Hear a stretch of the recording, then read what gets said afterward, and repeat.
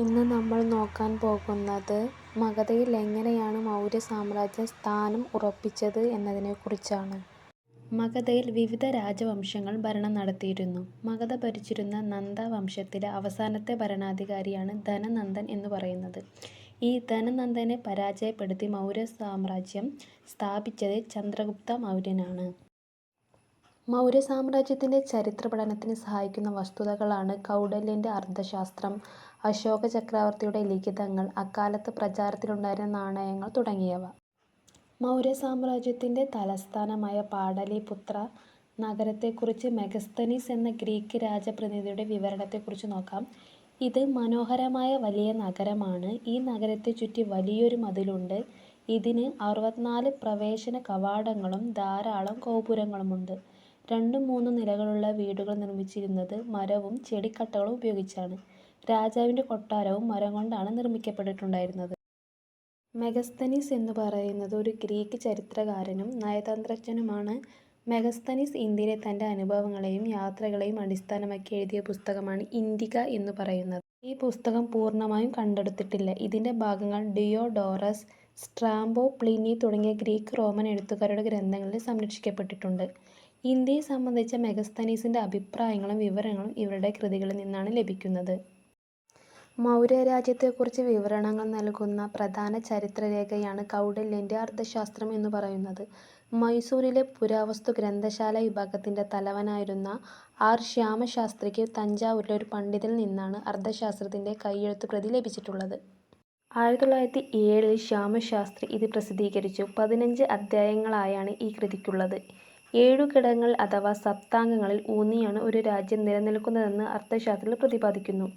കൗടില്യൻ മുന്നോട്ട് വെച്ച ഈ ആശയം സപ്താംഗ സിദ്ധാന്തം എന്നറിയപ്പെടുന്നു. അവ ഏതൊക്കെയാണെന്ന് നോക്കാം. സ്വാമി, അമാത്യർ, ജനപദം, കോശം, ദണ്ഡം, ദുർഗം, മിത്രം എന്നിവയാണ്. ഇവയുടെ അർത്ഥം എന്ന് വെച്ചാൽ സ്വാമി എന്നാൽ രാജാവെന്നും, അമാത്യർ എന്നാൽ മന്ത്രിമാരെന്നും, ജനപദം എന്നാൽ ഭൂമേഖലയും ജനങ്ങളും, കോശം എന്നാൽ ഖജനാവ്, ദണ്ഡ എന്നാൽ നീതിന്യായവും, ദുർഗം എന്നാൽ കോട്ടകെട്ടി സംരക്ഷിച്ച സ്ഥലം, മിത്രം എന്നാൽ സൗഹൃദ രാജ്യങ്ങൾ എന്നിങ്ങനെയാണ്. മൗര്യ സാമ്രാജ്യത്തിലെ ഏറ്റവും പ്രധാന ഭരണാധികാരിയാണ് അശോക ചക്രവർത്തി എന്ന് പറയുന്നത്. അശോക ചക്രവർത്തി കലിംഗ ആക്രമിച്ച് കീഴടക്കിയതിനു ശേഷം മൗര്യ സാമ്രാജ്യം വിശാലമായി എന്നാണ് അറിയപ്പെടുന്നത്. കലിംഗം എന്ന് പറയുന്നത് ഇന്നത്തെ ഒഡീഷയാണ്. കലിംഗ യുദ്ധാനന്തരം അശോക ചക്രവർത്തി യുദ്ധങ്ങൾ ഉപേക്ഷിച്ചതായി ലിഖിതങ്ങളിൽ രേഖപ്പെടുത്തിയിട്ടുണ്ട്. അശോക ചക്രവർത്തിയുടേതായ ധാരാളം ശിലാലിഖിതങ്ങൾ ഇന്ത്യൻ ഉപഭൂഖണ്ഡത്തിൻ്റെ വിവിധ ഭാഗങ്ങളിൽ നിന്ന് ലഭിച്ചിട്ടുണ്ട്. അശോക ചക്രവർത്തി ശിലാലിഖിതങ്ങൾ രചിച്ച ഭാഷകളാണ് ബ്രാഹ്മി, ഖരോഷ്ഠി, അരാമിക് ലിപികൾ.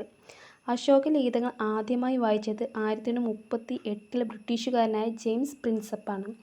ഭൂരിഭാഗം ലിഖിതങ്ങളും ദേവാനാംപിയ അഥവാ ദേവന്മാർക്ക് പ്രിയപ്പെട്ടവൻ എന്നാണ് രാജാവിനെ പരാമർശിക്കുന്നത്. ദേവാനാംപിയ അഥവാ ദേവന്മാർക്ക് പ്രിയപ്പെട്ടവൻ എന്ന രീതിയിലാണ് പരാമർശിച്ചിട്ടുള്ളത്. എന്നാൽ കർണാടകയിലെ മാസ്കി, ഉദയകുളം, നിട്ടൂർ എന്നിവിടങ്ങളിലെ ലിഖിതങ്ങളിൽ അശോക എന്ന പേരും കൂടി കാണാം നമുക്ക്. ആധുനിക ഇന്ത്യയിൽ ഉപയോഗിക്കുന്ന ഭൂരിഭാഗം ലിഖിത ഭാഷകളും ബ്രാഹ്മി ലിപിയിൽ നിന്നാണ് രൂപപ്പെട്ടത്.